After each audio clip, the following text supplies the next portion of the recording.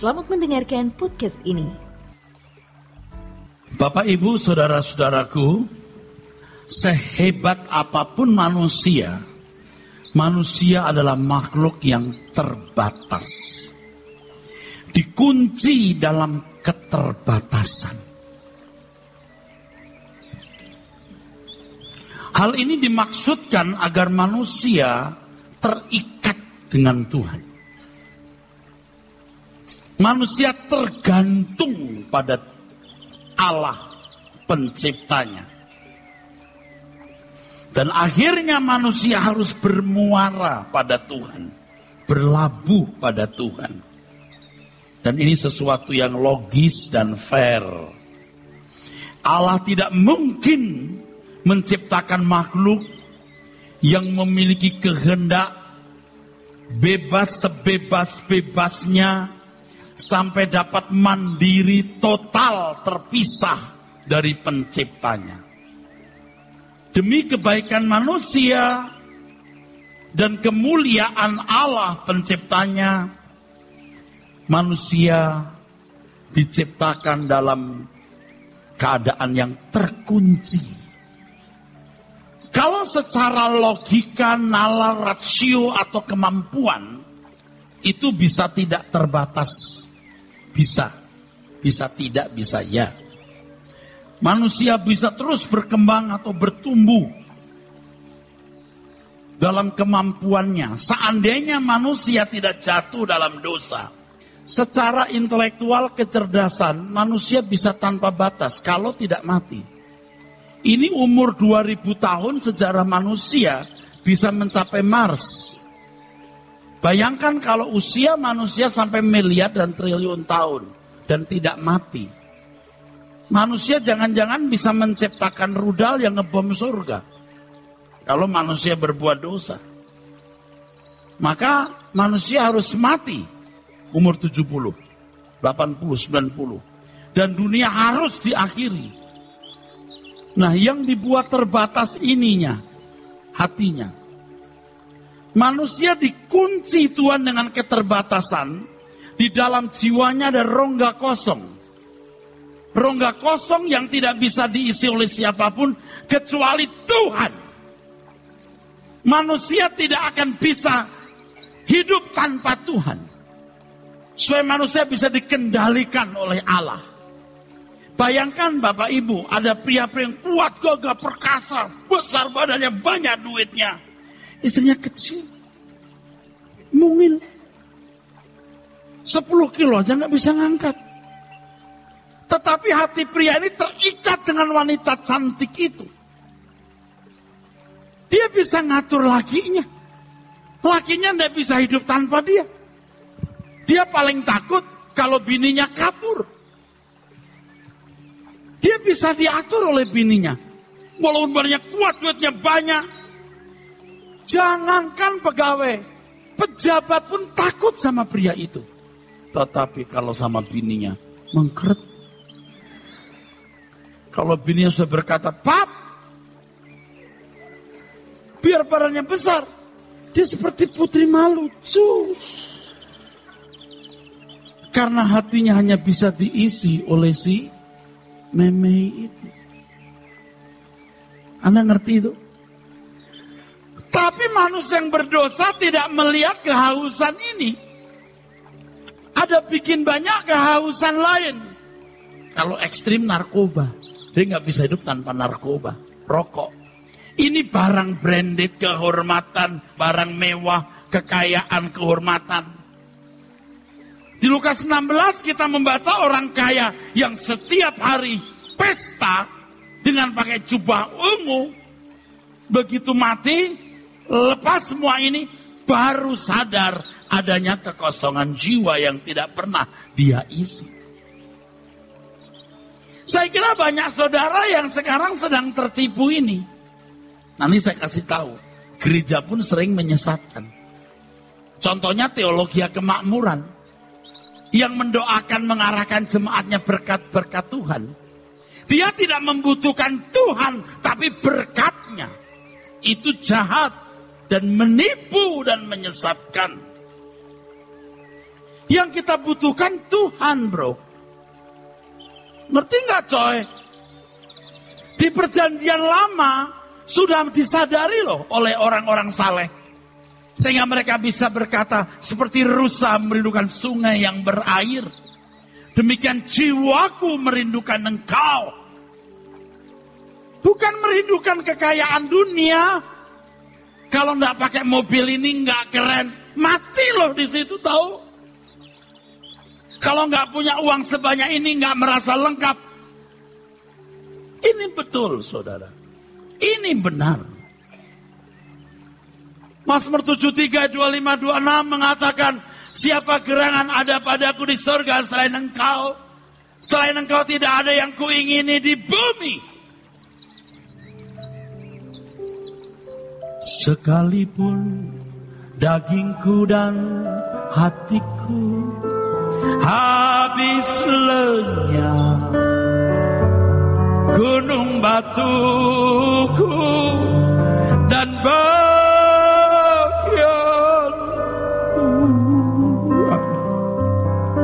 tetaplah Allah selama-lamanya. Sekalipun dagingku dan hatiku habis lenyap, gunung batuku dan bagianku, tetaplah Allah selama-lamanya. Dulu saya juga seperti ini. Pendeta, kehormatan, jumlah jemaat, gedung gereja, gelar saya. Nah, saya khawatir saudara masih banyak lubang. Sekalipun dagingku dan hatiku habis lenyap, gunung batuku dan bagianku, tetaplah Allah.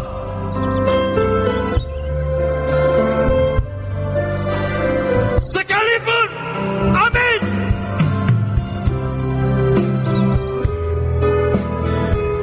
Habis lenyap, amin. Gunung batuku dan bagianku, tetaplah Allah. Tetaplah Allah selama-lamanya. Sadari kekosongan ini. Tuhan berkata di Yohanes 4 ayat 13 dan 14. Engkau makan air, engkau minum air ini kau haus lagi. Tetapi kalau kau minum air yang kuberikan, kamu tidak haus lagi. Banyak orang tidak menyadari rongga kosong dan kehausan itu.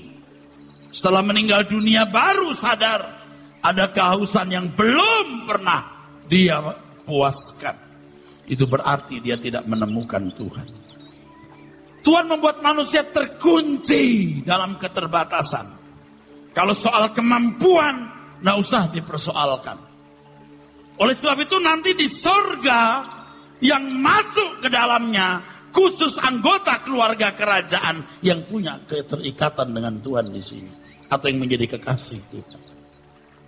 Kalau dia misalnya bukan orang Kristen, Pak, yang dihakimi menurut perbuatan, Tuhan berkata, kasihlah Tuhan Allahmu dengan segenap hati, segenap jiwa, segenap akal budi, dan hukum yang sama dengan itu, kasih sesama manusia seperti dirimu sendiri. Orang-orang yang tidak punya Tuhan Yesus, tidak mengenal Allah, yang tidak melukai sesamanya, akan dimasukkan dalam anggota masyarakat. Nanti di surga di sana baru tahu, ternyata ada Allah yang hidup, yang bisa menjadi kekasih jiwa. Tapi mereka tidak menjadi anggota keluarga kerajaan yang dimuliakan bersama Tuhan Yesus. Saudara, orang-orang yang disetting, dirancang untuk menjadi kekasih Tuhan. Makanya Anda tidak boleh hanya menjadi orang baik. Harus jadi orang yang sempurna, yang tidak terikat dengan dunia ini. Jangan duniawi. Anda boleh kaya, jangan terikat dengan kekayaan, dengan kehormatan. Jangan pakai keren-kerenan. Harus punya pakaian ini, baju ini, harus punya mobil ini, rumah ini, perhiasan ini, barang branded ini. Anda bukan anak Tuhan yang layak masuk anggota keluarga kerajaan dengan sikap hati seperti itu. Ketergantungan kita kepada Tuhan itu tidak menghilangkan kemerdekaan dan kebahagiaan manusia. Justru kemerdekaan manusia terletak pada ketika manusia menggantungkan suasana sukacita dan kebahagiaannya pada Tuhan. Jenis kemerdekaan macam apa yang kau harapkan? Kalau kemerdekaan cara Lucifer, dia bebas dengan apa yang dia ingini. Dia mau lakukan apa, dia lakukan. Apa yang dia ingini, dia buat. Apa yang dia rasa miliki, dia kuasai. Itu kemerdekaan yang salah.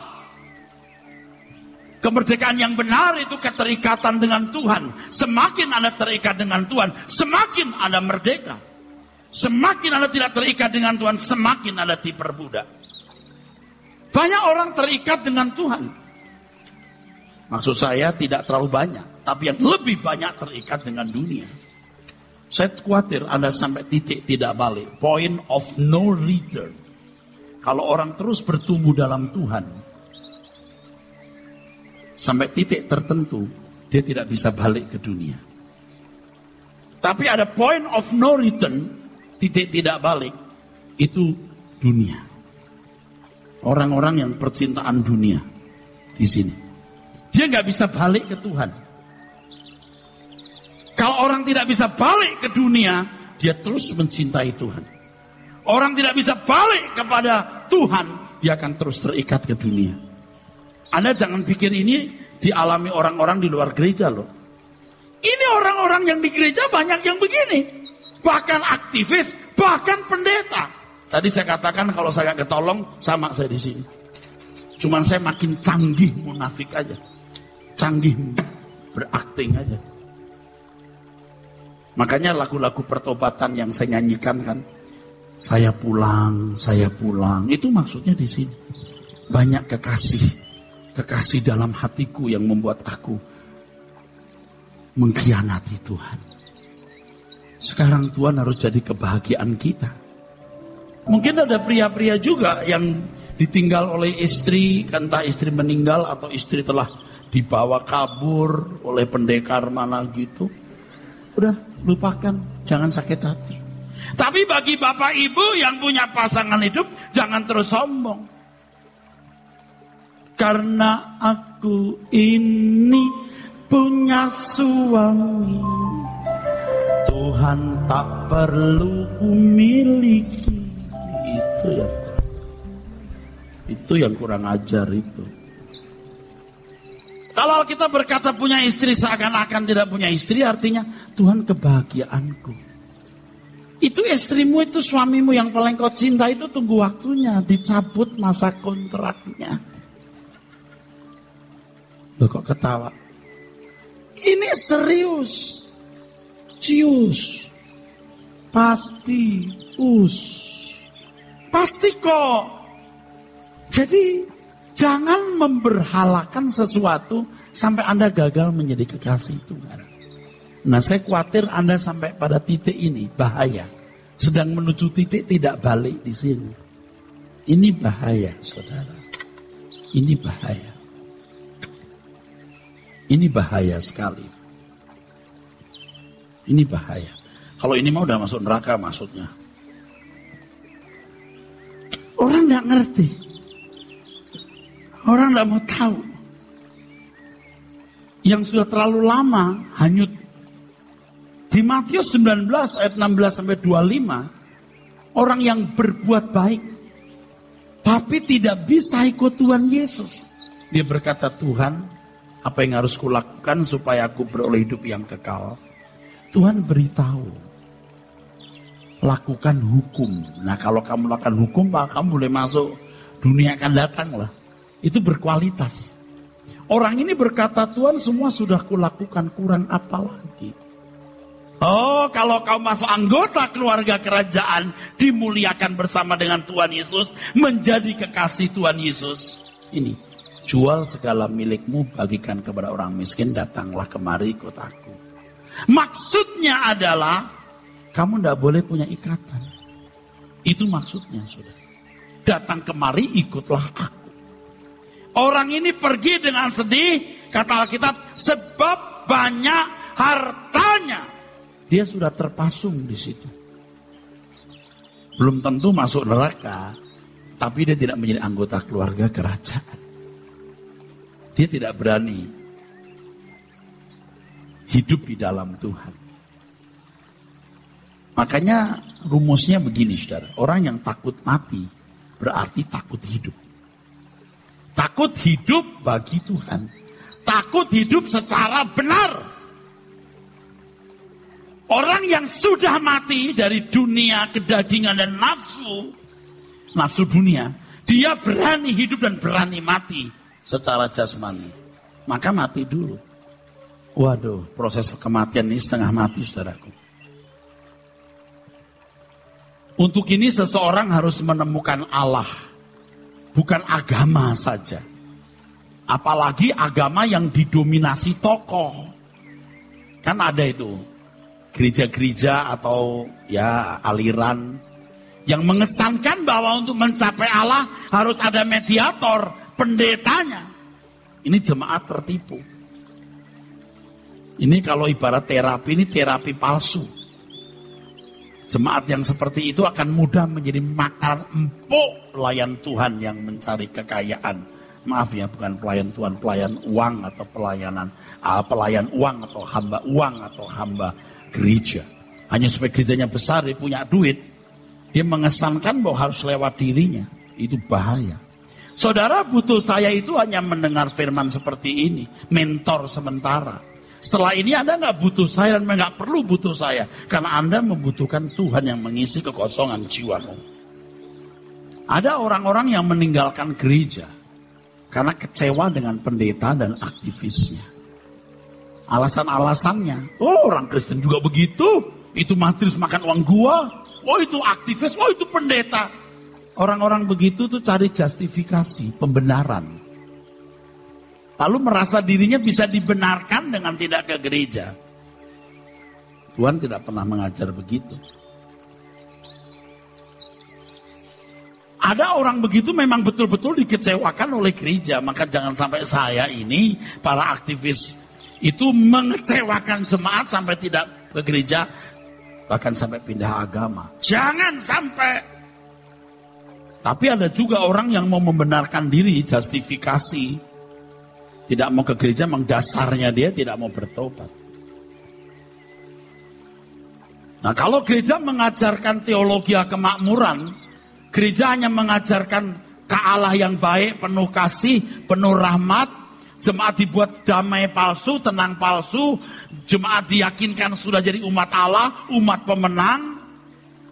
Mereka hanya diarahkan untuk mencari berkat Tuhan. Tapi belum dan tidak mencari Tuhan sendiri. Mereka tidak mengajarkan Allah sebagai kekasih jiwa.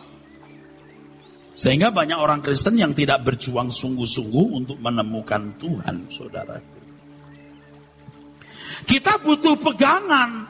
Sekarang sudah punya pegangan kita, Pak. Artinya sudah ke gereja, sudah punya agama. Oh, belum menjawab. Punya pegangan dalam standar yang benar. Kalau engkau punya hubungan yang eksklusif dengan Tuhan. Kalau cuma ke gereja begini, belum tentu you punya pegangan. Jangan you rasa tenang, sudah dikenal Tuhan. Belum tentu. You ngaku kenal Tuhan? Tuhan kenal you nggak? You merasa disertai Tuhan? You menyertai Tuhan nggak? Gereja ini punya positioning. Kami ibarat orang dagang, kita nggak jual barang yang supaya jemaat jadi baik. Jemaat jadi sempurna. Itu juga mengejar saya khotbah seperti ini. Saya kan diteropong oleh orang-orang dekat saya.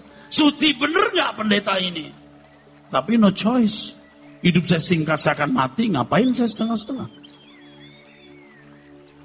Tapi proses hidup saya memang berat, saudara. Saya mengalami kekecewaan, kepahitan. Wah, pengkhianatan hebat. Putus asa. Nah, produknya jadi seperti ini. Udah, saya lari ke Tuhan saja. Saudara di sini diajar menjadi kekasih-kekasih Tuhan. Maksudnya kalau you mau serius, ayo serius. Jadi saudara mesti mengerti ya. Kita mau jadi kekasih Tuhan. Nah syaratnya jadi kasih Tuhan itu begini. Yang pertama, you tidak boleh terikat dunia. Caranya gimana? Mindsetnya harus dirubah. Untuk merubah gimana? Anda harus mendengar banyak firman. Harus diubah cara berpikirmu.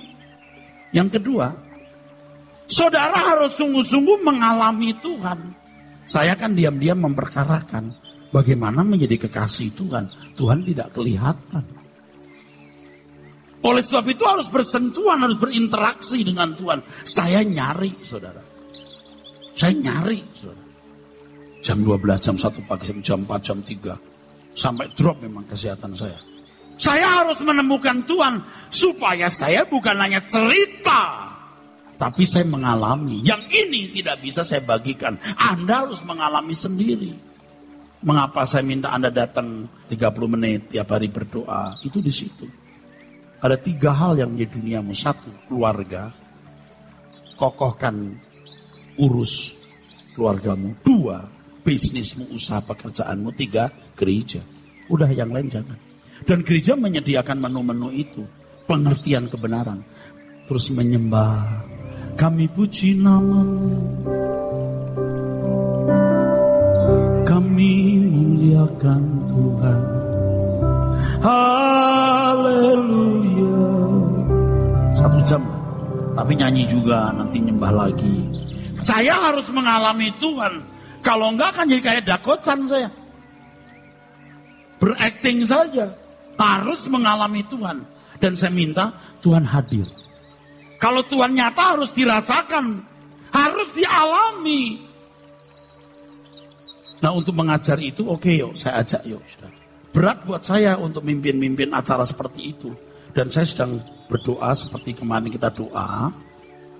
Dan kita rindu di sini penuh kemuliaan. Ada kabut kemuliaan. Nah untuk bisa menghadirkan itu kan saya harus ketemu Tuhan. Saya harus hidup suci. Harus punya ketulusan. Nggak bisa hidup kotor tuh nggak bisa menghadirkan Tuhan. Berat, lebih berat begitu saya. Kami puji nama-Mu. Kami muliakan Engkau. Haleluya.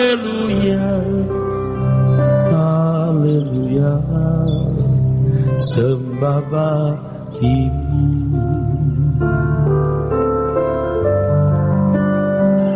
Yesus Tuhanku.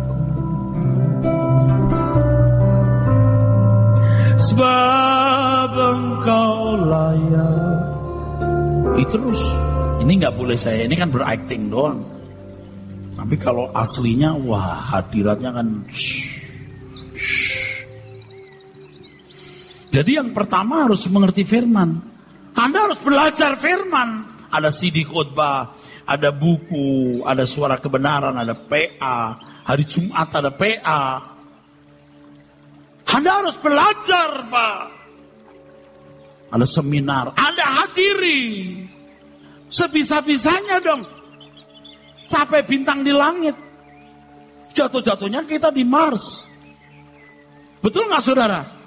Jangan cuma mau jadi orang baik. Pokoknya sebisa-bisanya. Wah sombong. Tapi kita mau benar. Kita mau berubah. Amin saudara. Saudara mau berubah?